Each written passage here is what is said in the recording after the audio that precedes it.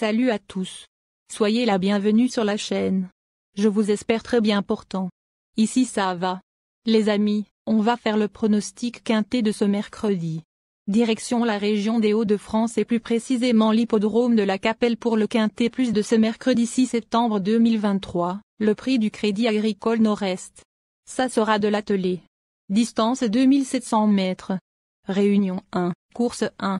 Départ prévu, 13h50. Les amis, mes favoris du quintet de ce mercredi. Ma base solide du quintet. Numéro 13. Ce sujet d'origine scandinave fait merveille depuis son arrivée sur notre sol. Il vient ainsi de renouer avec la victoire, avec la manière, à Cagnes-sur-Mer. Il va découvrir la Capelle et va devoir négocier son numéro en seconde ligne, ce qui n'inquiète pas son entourage. Candidat à la victoire. Mon coup de cœur.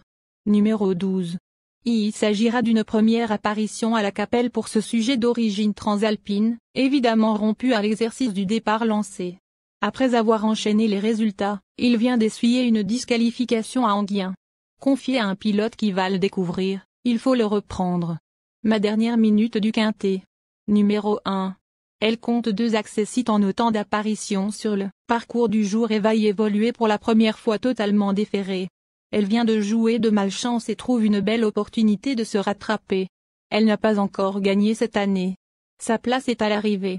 Le bon tuyau du quintet. Numéro 5. Il n'est jamais sorti des 3 premiers en 3 apparitions à la Capelle, une victoire. Il a peaufiné sa préparation entre montées en vue de cet objectif, pour lequel il retrouve la drive d'Éric Raffin, artisan de ses 3 succès cette année, et une configuration de ferrure qui lui convient. On prend mes secondes chances du quintet. Nous donnons confiance au numéro 3. Ce sera sa première incursion à la Capelle à la faveur de cet engagement sur mesure. Pur gaucher, le profil devrait lui convenir. En 5 tentatives déférées des postérieures, il n'est jamais sorti des 5 premiers. Ces dernières sorties le montrent sur la bonne voie. Chance régulière. Ensuite numéro 10. Ce sujet d'origine transalpine a rejoint la France au début de l'été. Avec ses gains, il se heurte à des engagements difficiles sur notre sol.